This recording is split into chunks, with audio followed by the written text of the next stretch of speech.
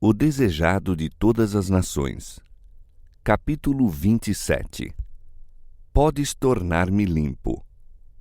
Este capítulo se baseia em Mateus capítulo 8, versos 2 a 4, capítulo 9, versos 1 a 8 e 32 e 34, Marcos capítulo 1, versos 40 a 46, capítulo 2, versos 1 a 12 e Lucas capítulo 5, versos 12 a 28. De todas as doenças conhecidas no Oriente, era a lepra a mais temida. Seu caráter incurável e contagioso, o terrível efeito sobre as vítimas, enchiam de temor os mais valorosos. Entre os judeus, era considerada um juízo sobre o pecado, sendo por isso chamada o açoite, o dedo de Deus. Profundamente arraigada, inextirpável, mortal, era tida como símbolo do pecado. A lei ritual declarava imundo o leproso. Como pessoa já morta, era excluído das habitações dos homens. Tudo que tocava ficava imundo. O ar era poluído por seu hálito. Uma pessoa suspeita dessa moléstia devia se apresentar aos sacerdotes, que tinham de examinar e decidir o caso. Sendo declarado leproso, era separado da família, isolado da congregação de Israel e condenado a conviver unicamente com os aflitos de idêntico mal. A lei era inflexível em suas exigências. Os próprios reis e principais não estavam isentos. Um monarca atacado dessa terrível moléstia tinha de renunciar ao cetro e fugir da sociedade. Separado de amigos e parentes, devia o leproso sofrer a maldição de sua enfermidade. Era obrigado a publicar a própria desgraça, a rasgar os vestidos, a fazer soar o alarme, advertindo todos para fugirem de sua contaminadora presença. O grito "Impuro! Impuro!", soltado em lamentosos tons pelo pobre exilado, era um sinal ouvido com temor e aversão. Na região do ministério de Cristo, havia muitos desses sofredores, e as novas de sua obra chegaram até eles, suscitando um lampejo de esperança. Mas desde os dias do profeta Eliseu, nunca se ouvira falar de coisa tal como a cura de uma pessoa atacada dessa moléstia. Não ousavam esperar que Jesus fizesse em seu benefício aquilo que nunca realizara por homem algum. Houve, entretanto, alguém em cujo coração a fé começou a brotar, mas não sabia como se aproximar de Jesus. Excluído como estava do contato dos semelhantes, como se haveria de apresentar ao médico? E cogitou se Cristo o curaria a ele.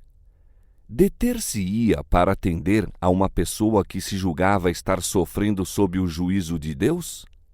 Não haveria de, à semelhança dos fariseus e mesmo dos médicos, proferir sobre ele uma maldição, advertindo-o a que fugisse da morada dos homens? Pensava em tudo quanto lhe fora dito de Jesus. Nenhum dos que lhe buscavam o auxílio fora repelido. O infeliz decidiu procurar o Salvador. Embora excluído das cidades, podia ser que acontecesse atravessar-lhe o caminho em algum atalho das montanhas ou encontrá-lo enquanto ensinava fora das cidades. Grandes eram as dificuldades, mas constituía essa sua única esperança. O leproso é guiado ao Salvador. Jesus está ensinando à margem do lago e o povo reunido ao seu redor. Ficando à distância, apanha algumas palavras dos lábios de Jesus. Observa-o a colocar as mãos sobre os enfermos. Vê o coxo, o cego, o paralítico e os que estavam a perecer de várias moléstias erguerem-se com saúde, louvando a Deus por seu livramento. A fé se lhe avigora no coração. Aproxima-se mais e mais ainda da multidão reunida. As restrições que lhe são impostas, a segurança do povo e o temor com que todos o olhavam, tudo foi esquecido. Pensa tão somente na bendita esperança da cura. Esse doente oferece um repugnante espetáculo. A moléstia fizera terríveis incursões e é horrível ver-se-lhe o corpo em decomposição. Ao avistá-lo, o povo recua apavorado. Comprimem-se uns contra os outros a fim de escapar-lhe ao contato. Alguns tentam impedi-lo de se aproximar de Jesus, mas em vão. Ele não os vê nem os ouve. Suas expressões de repugnância não o atingem. Vê unicamente o Filho de Deus. Não escuta senão a voz que comunica a vida ao moribundo. Avançando para Jesus, atira-se-lhe aos pés com o grito: Senhor, se quiseres, podes tornar-me limpo. Jesus replicou: Quero, sê limpo. E pôs-lhe a mão em cima. Operou-se imediatamente uma transformação no leproso. Sua carne tornou-se sã, os nervos sensíveis, firmes os músculos. A aspereza e escamosidade peculiares à lepra desapareceram, sendo substituídas por suave colorido, como o da pele de uma saudável criança. Jesus recomendou ao homem que não divulgasse a obra que realizara, mas fosse imediatamente apresentar-se com uma oferta no templo. Essa oferta não podia ser aceita enquanto os sacerdotes não examinassem o homem, declarando-o inteiramente livre da moléstia. Embora de má vontade para realizar esse serviço, não se podiam eximir ao exame e decisão do caso. As palavras da Escritura mostram com que força Cristo advertiu o homem quanto à necessidade de silêncio e ação pronta, e advertindo-o severamente, logo o despediu, e disse-lhe: Olha, não digas nada a ninguém, porém vai, mostra-te ao sacerdote e oferece pela tua purificação o que Moisés determinou para lhe servir de testemunho. Houvessem os sacerdotes sabido os fatos concernentes à cura do leproso, e seu ódio para com Cristo os teria levado a dar sentença desonesta. Jesus queria que o homem se apresentasse no templo antes que qualquer rumor acerca do milagre chegasse aos ouvidos deles. Assim se poderia obter uma decisão imparcial, sendo ao leproso purificado permitido mais uma vez unir-se com a família e os amigos. Tinha Cristo ainda outros intuitos ao recomendar silêncio ao homem. O Salvador sabia que seus inimigos estavam sempre buscando limitar-lhe a obra e desviar dele o povo.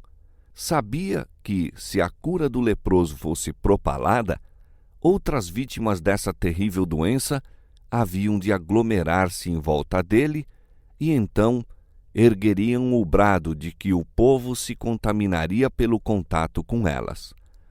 Muitos dos leprosos não empregariam o dom da saúde de modo a torná-la uma bênção para si mesmos e para outros, e atraindo a si os leprosos, acusá-lo-iam de estar violando as restrições da lei ritual, e assim seria prejudicada sua obra quanto à pregação do Evangelho. O acontecimento justificava a advertência de Cristo. Uma multidão de gente presenciara a cura do leproso e estavam ansiosos de ouvir a decisão dos sacerdotes. Quando o homem voltou para os amigos, grande foi o excitamento. Não obstante a precaução de Jesus, o homem não fez esforço nenhum para ocultar a cura. Na verdade, impossível teria sido escondê-la, mas o leproso divulgou-a. Imaginando que era somente a modéstia de Jesus que ditara essa restrição, saiu proclamando o poder desse grande restaurador. Não compreendia que toda manifestação dessa espécie tornava os sacerdotes e anciãos mais decididos a eliminar a Jesus. O homem restaurado sentia ser deveras preciosa a graça da saúde. Regozijou-se no vigor da varonilidade e no ser restituído à família e à sociedade, e julgava ser impossível abster-se de dar glória ao médico que o pusera são. Esse seu ato, porém, de divulgar o caso, deu em resultado prejuízo para a obra do Salvador. Fez com que o povo se aglomerasse em torno dele em tal multidão que foi forçado a interromper por algum tempo seus labores. Todo o ato do ministério de Cristo era de vasto alcance em seus desígnios. Envolvia mais do que o ato em si mesmo parecia encerrar. Foi o que se deu no caso do leproso. Ao passo que Jesus ministrava a todos quantos iam ter com ele, anelava beneficiar os que não iam. Ao mesmo tempo que atraía os gentios e os samaritanos, almejava chegar aos sacerdotes e aos mestres excluídos pelos preconceitos e tradições. Não deixou de tentar meio algum pelo qual pudessem ser alcançados. Ao enviar o leproso aos sacerdotes, proporcionou-lhes o testemunho calculado a desarmar-lhes os preconceitos. Haviam os fariseus declarado que os ensinos de Cristo eram contrários à lei dada por Deus mediante Moisés, mas suas instruções ao leproso purificado de apresentar uma oferta segundo a lei refutavam essa acusação. Era suficiente testemunho para todos quantos estivessem dispostos a convencer-se. Os dirigentes em Jerusalém tinham enviado espias a fim de procurar qualquer pretexto para matar a Cristo. Ele respondeu apresentando-lhes uma prova de seu amor pela humanidade, seu respeito pela lei e o poder que tinha de libertar do pecado e da morte. Assim lhes deu testemunho: deram-me mal pelo bem e ódio pelo meu amor. Aquele que deu no monte o preceito, amai os vossos inimigos, exemplificou ele próprio o princípio não tornando mal por mal ou injúria por injúria, antes, pelo contrário, bendizendo. Os mesmos sacerdotes que haviam condenado o leproso ao banimento atestaram-lhe a cura. Essa sentença, proferida e registrada publicamente, constituía firme testemunho em favor de Cristo. E ao ser o homem reintegrado sadio na congregação de Israel, sob a afirmação dos próprios sacerdotes de que não havia nele vestígio da moléstia, tornou-se vivo testemunho de seu benfeitor. Apresentou alegremente a oferta e engrandeceu o nome de Jesus. Os sacerdotes estavam convencidos do divino poder do Salvador. Foi-lhes dada a oportunidade de conhecer a verdade e serem beneficiados pela luz. Rejeitada, ela passaria para nunca mais voltar. Muitos rejeitaram a luz. Ela não foi, todavia, dada em vão. Foram tocados muitos corações que, por algum tempo, não deram disso sinal. Durante a vida do Salvador, sua missão parecia despertar pouca correspondência de amor da parte dos sacerdotes e mestres. Depois de sua ascensão, porém, grande parte dos sacerdotes obedecia à fé. A obra de Cristo em purificar o leproso de sua terrível doença é uma ilustração de sua obra em libertar a alma do pecado. O homem que foi ter com Jesus estava cheio de lepra. O mortal veneno da moléstia penetrara-lhe todo o corpo.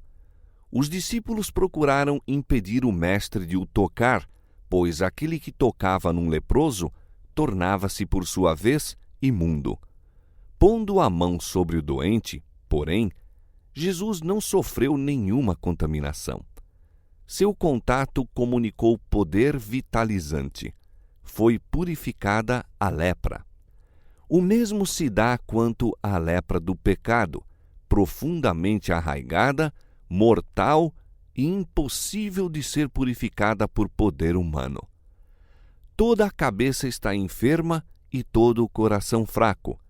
desde a planta do pé até a cabeça, não há nele coisa sã, senão feridas e inchaços e chagas podres. Mas Jesus, vindo habitar na humanidade, não recebe nenhuma contaminação.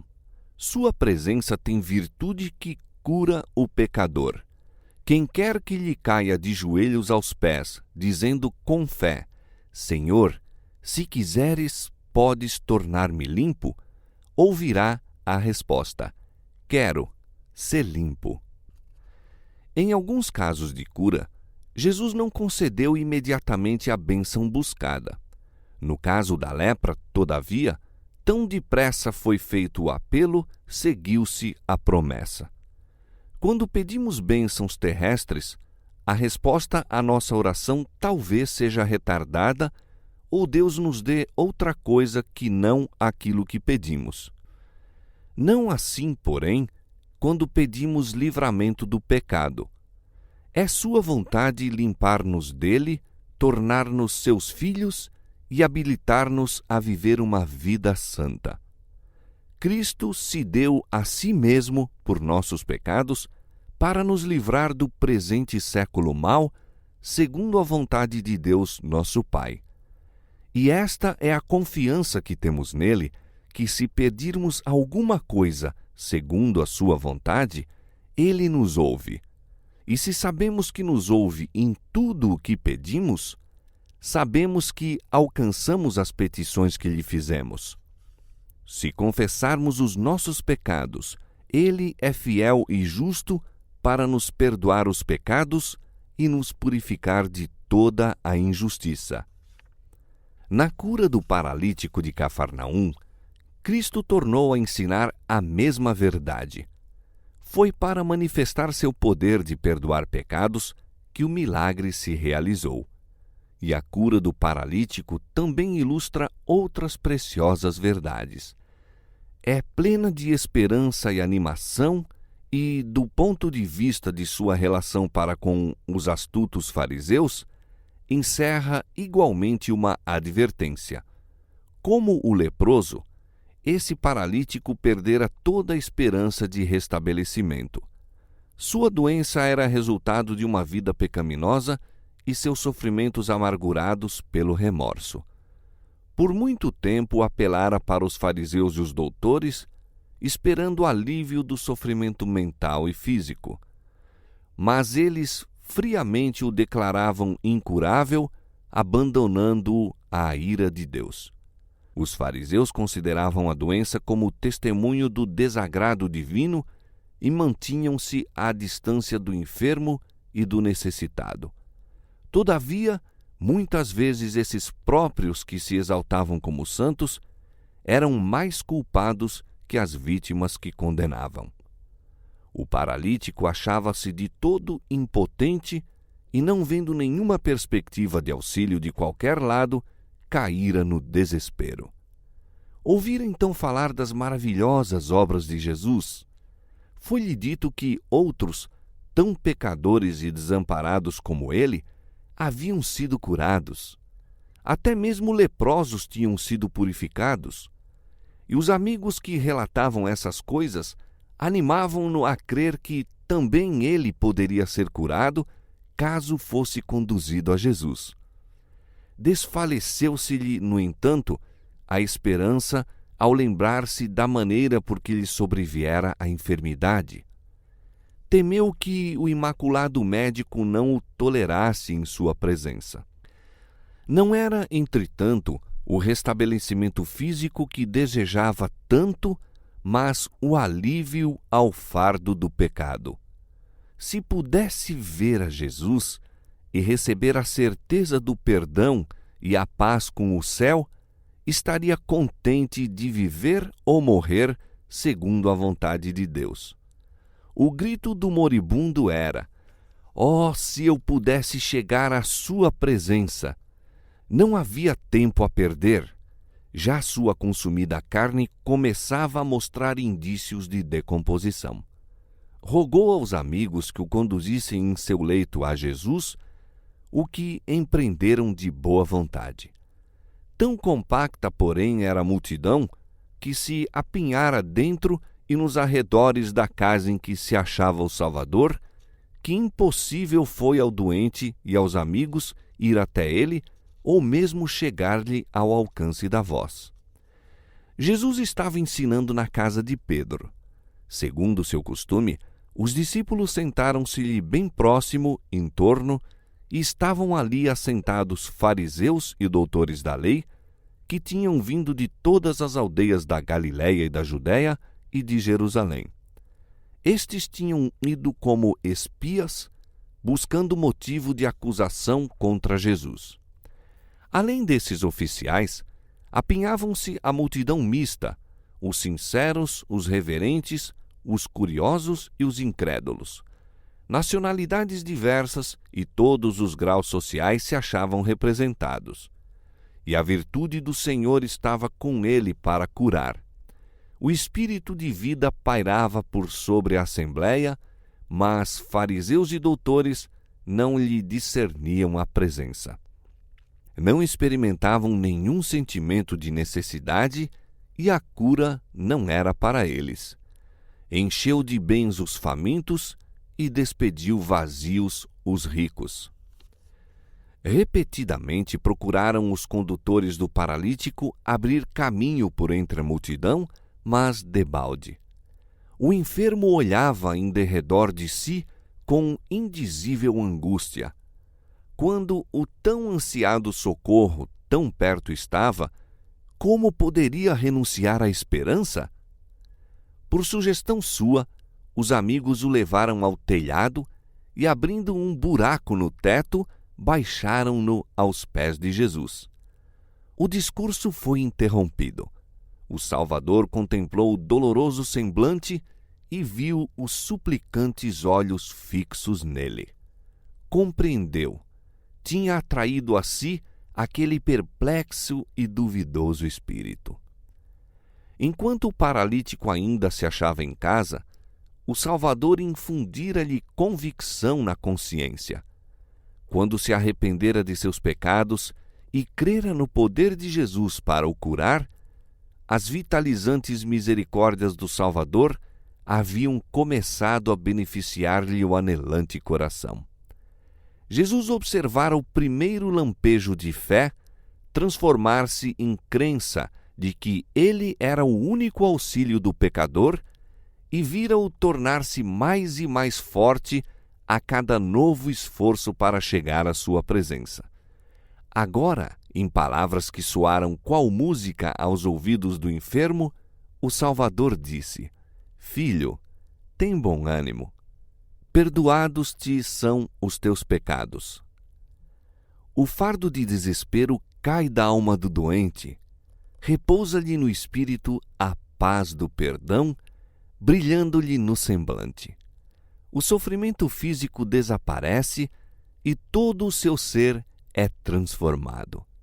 O impotente paralítico estava curado, perdoado o culpado pecador. A fé singela aceitou as palavras de Jesus como o favor de uma nova vida. Não insiste em nenhum outro pedido, mas queda em jubiloso silêncio, demasiado feliz para se exprimir em palavras. A luz do céu irradiava-lhe da fisionomia e o povo contemplava a cena com assombro. Os rabis haviam esperado ansiosamente a ver que faria Jesus com esse caso.